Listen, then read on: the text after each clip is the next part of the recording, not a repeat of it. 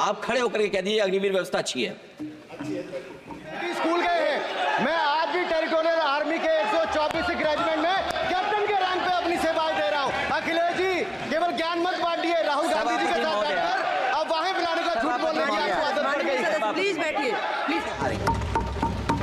जो कभी 5 लाख तक जीतना था जिन्हें, या 10 का टारगेट बनाया था, कितने से जीते?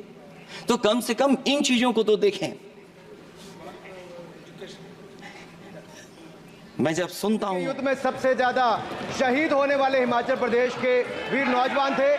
4 परमवीर चक्र विजेता हुए, उसमें से 2 कैप्टन विक्रम बत्रा और सूबेदार संजय कुमार हिमाचल प्रदेश से हुए। और मैं कहता हूं, जी हां, जो लंबे समय से मांग थी 1 रैंक 1 पेंशन की, किसी सरकार ने पूरी नहीं की, वो नरेंद्र मोदी जी की सरकार ने यहां पर पूरी की। परिणाम ऐसे आए होते जहां हारे ही नहीं हैं आप, सीटें ही कम नहीं हुई हैं। देश के प्रधानमंत्री जी भी बोर्ड से हारे हैं। अग्निवीर वाली नौकरी है सभापति महोदया, कोई भी नौजवान जो फौज के लिए तैयारी करता है वो कभी स्वीकार नहीं कर सकता। जब पहली बार ये स्कीम आई थी अग्निवीर, उस समय बड़े बड़े उद्योगपतियों से ट्वीट कराया गया था कि अग्निवीर से अच्छी कोई योजना नहीं है, इनको हम नौकरी दे देंगे, हम अपने यहां रख लेंगे। और शायद सरकार में बैठे लोगों को यह बात याद होगी, क्योंकि सरकार खुद स्वीकार करती है स्कीम ठीक नहीं है, तभी वो अपनी अपनी सरकारों से कह रहे हैं कि अग्निवीर वाले जो लौट करके आएंगे उन्हें कोटा दीजिए, आप नौकरी दीजिए।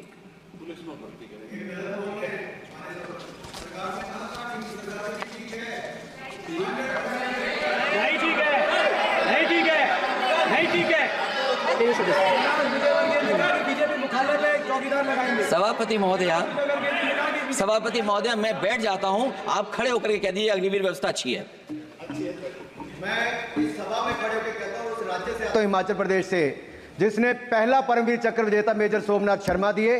कारगिल के युद्ध में सबसे ज्यादा शहीद होने वाले हिमाचल प्रदेश के वीर नौजवान थे।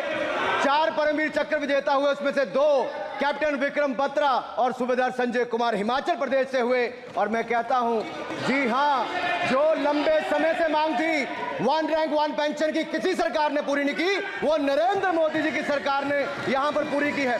और मैं एक बात और कहता हूं, अखिलेश यादव जी सुन ले, अग्निवीर में 100% एम्प्लॉयमेंट की गारंटी है और रहेगी। माननीय सदा साहब अपनी बात। सभापति महोदया, जो मैंने बहुत छोटा सवाल पूछा था, मैं दूसरी बात कहता हूं, अगर ये जो बात आप कह रहे हो, तो आपको जरूरत क्यों पड़ रही कि आपको उत्तर प्रदेश में और प्रदेशों में कोटा देना पड़ रहा है 10%? सभापति महोदय, सभापति महोदय, सभापति महोदय, सभापति महोदय, जहां तक परमवीर, रुजाइए,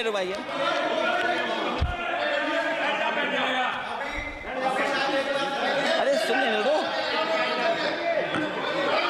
माननीय सदस्य साहब अपनी सभापति महोदय, सभापति महोदय, चैल जानते हैं आप कहाँ हैं? चैल जानते हैं आप कहाँ हैं? कभी गए हो मिलिट्री स्कूल में? मैं खुद मिलिट्री स्कूल का पढ़ा हूँ। और आप परमवीर चक्र की बात कर रहे हो, तो हम भी तमाम नाम गिना सकते हैं। माननीय सदस्य से आग्रह कर रही हूँ, आपस में चर्चा न करें। ये सभापति महोदय, ये सभापति महोदय, जी 1 मिनट से भी कम, मैं 1 मिनट से भी कम, मैं आपके सामने कहना चाहता हूं, ये तो केवल मिलिट्री स्कूल गए हैं। मैं आज भी टेरिटोरियल आर्मी के 124 रेजिमेंट में कैप्टन के रैंक पे अपनी सेवाएं दे रहा हूं। अखिलेश जी केवल ज्ञान मत बांटिए, राहुल गांधी जी के साथ बैठकर अब वहां बुलाने का झूठ बोलने की आपको आदत पड़ गई। प्लीज बैठिए, प्लीज। माननीय सदस्य से मैं आग्रह कर रही हूं, आप अपनी बजट पर चर्चा करें। सभापति महोदय, आपका समय पूरा हो गया है, प्लीज कंप्लीट करिए। सभापति महोदय, मैं इसलिए नहीं कह रहा, मैं क्या बात कहना चाहता हूँ, शायद मंत्री जी नहीं रहे इसलिए तकलीफ परेशानी ज्यादा है। और आप, अरे हमारा दर्द नहीं समझोगे, हम आपका दर्द चेहरे से पढ़ते हैं। अच्छा, दर्द मैं बताता हूँ, माननीय सदस्यों से मैं आग्रह कर रही हूँ, सभापति महोदय, दर्द मैं बताता हूँ, बजट पर चर्चा करिए, प्लीज बजट पर चर्चा करिए। दर्द मैं बताता हूं, देखिए दर्द बात पहुंचेगी कि नहीं पहुंचेगी। सभापति महोदय, उत्तर प्रदेश से जब से हारे हैं तब से कोई नमस्कार नहीं कर रहा है। तकलीफ वो है आपको। कंप्लीट करिए। वो वीडियो हमने देखा है कि कोई किसी को नमस्कार नहीं कर रहा है, कोई किसी को देख नहीं रहा है। चलिए, धन्यवाद माननीय। और जो अपने आप को बहुत ताकतवर कहते थे, बहुत ताकतवर कहते थे आप अपने आप को, जिसने हराया उसको नहीं ये हटा पा रहे हैं। अब बात समझ में नहीं आई ना? माननीय जिसने हराया उसको नहीं हटा पा रहे। और अगर सभापति महोदय अग्निवीर व्यवस्था समाजवादी लोग स्वीकार ही नहीं कर सकते। आप बजट पर पूरी अपनी बात सभापति रखिए। महोदय अग्निवीर स्वीकार नहीं कर सकते। आप अपनी जब भी चर्चा हम रखिए, सत्ता में आएंगे, साल 2 साल, ये चलने वाली सरकार नहीं है, गिरने वाली सरकार है, याद रखना आप। माननीय सदस्य। और देखिए, आप क्यों नहीं समझ रहे हो? साइकिल हमारा चुनाव चिन्ह है, साइकिल ही आपको सरकार चलवा रही है। जिस दिन साइकिल हट गई, आप कहां बैठे मिलोगे? और दूसरे हमारे साथी हैं जो हमें लेकर के यहाँ लाए थे। माननीय सदस्य, हम यहाँ मैं छूट आग्रह गए, कर रही वो हूँ, चले गए। कंप्लीट करिए। सभापति महोदय, मैं 2-3 बातें कहता हूँ यूपी को लेकर के मैं मांग करता हूँ। कंप्लीट करिए आप। सभापति महोदय, चंबल एक्सप्रेस वे बनना चाहिए, क्योंकि देश का सबसे बड़ा एक्सप्रेस वे जो 1 लाख करोड़ का बना है, वो दिल्ली मुंबई से है। और यूपी को क्यों नहीं जोड़ रहे हैं आप? गंगा को लेकर के सब चिंतित हैं। गंगा की सफाई अभी नहीं हुई है। जो बजट गया पता नहीं कहां चला गया, किसी को नहीं पता। जैसे पानी बहा वैसे ही बजट भी चला गया।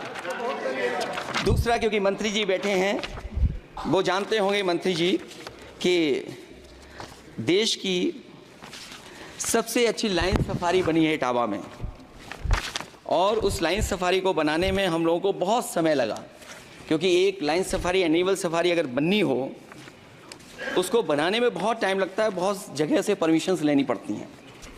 हम लोगों को परमिशंस नहीं मिली, और क्योंकि वो प्रोजेक्ट अच्छा है, एशियाटिक लाइंस की ब्रीडिंग शुरू हो गई वहाँ पर। ये सरकार इसलिए नहीं शुरू करना चाहती है क्योंकि वो समाजवादियों ने बनाई है। पहली बार देश में एशियाटिक लाइंस पैदा हो रहे हैं। नहीं, वहाँ पर इटावा में पहली बार हो रहे हैं, और वो इसलिए नहीं शुरू कर रहे हैं। और वो शेर मैं बता दूं आपको, शेर आया था कि कोई और आया था, वो कहानी मैं नहीं पढ़ूंगा यहाँ पर, फिर मैं बोल दूंगा तो फिर कहोगे कि क्या बोल दिया मैंने, इसलिए मत बुलवाइए तो ही अच्छा है। कि कुछ तो धन्यवाद माननीय सदस्य, धन्यवाद। कुछ मत बुलवाइए मुझसे। सभापति महोदय, मैं ये कहना चाहता हूँ कि लाइन सफारी, एनिमल सफारी उस क्षेत्र की, यूपी की प्राइड है। वो कि पहली बार ब्रीडिंग सेंटर एशियाटिक वहां पर बन गया है। दिल्ली की सरकार और यूपी की सरकार मिलकर के उसको शुरू नहीं होने दे रही है। मुझे उम्मीद है कि उसको शुरू करवा देंगे आप। और आखिरी में मैं कहता हूं, चलते चलते आप 2 लाइनें कहता हूं, बुनियाद को नकार कर जो इमारतें उठाएंगे, हम भी देखते हैं वो किस मंजिल तक जाएंगे।